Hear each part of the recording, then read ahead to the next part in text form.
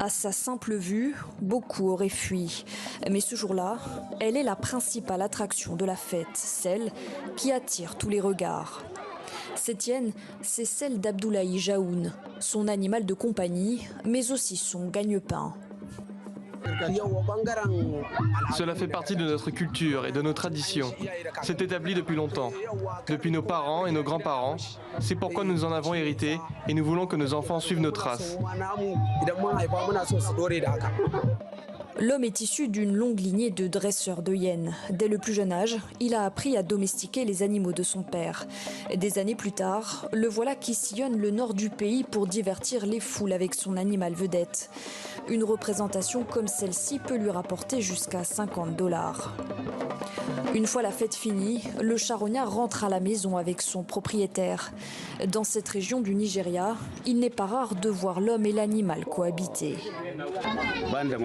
Je n'ai aucun problème à vivre avec ma hyène et ma famille dans la même maison à cause des sorts que je lui ai jetés. Personne dans le quartier n'a jamais eu de problème. Ancrée dans la culture populaire, la hyène est ici adulée et respectée. On lui attribue de nombreuses vertus thérapeutiques. Sa salive et ses excréments sont par exemple utilisés pour fabriquer des remèdes, car selon les croyances, ils peuvent guérir les blessures ou traiter les mauvais comportements. Par exemple, une plaie qui n'a pas cicatrisé depuis plus de 30 ans. On peut faire une pommade à partir de la bouse de l'hyène et l'étaler sur la plaie qui, par la grâce des dieux, guérira dans 1 ou 2 mois.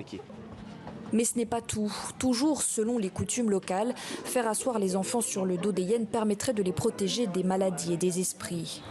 Des traditions vieilles de plusieurs milliers d'années qui choquent ailleurs dans le pays, à commencer par les défenseurs de la cause animale qui dénoncent de la maltraitance.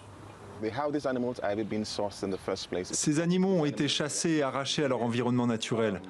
Beaucoup d'entre eux sont tués dans la traque. Alors imaginez les conséquences que ça a sur la population de l'espèce.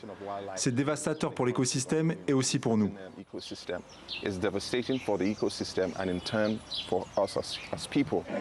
Des hyènes essentielles en effet à la préservation des écosystèmes. En se débarrassant des carcasses d'autres animaux, elles évitent notamment aux maladies de se répandre. Si leur nombre est difficile à quantifier, les hommes-hyènes, comme on les appelle ici, sont en déclin dans le pays. Certains chefs traditionnels parlent même d'art mourant.